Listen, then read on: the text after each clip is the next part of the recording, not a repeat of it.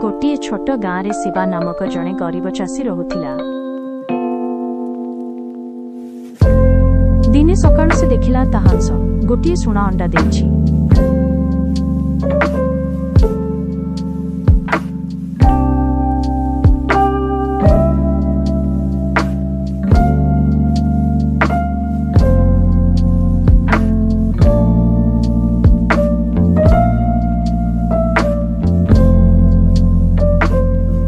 किंतु शिवा मनरे लोभ आसिला। से भाबिला हंस पेटरे बहुत सुना अछि।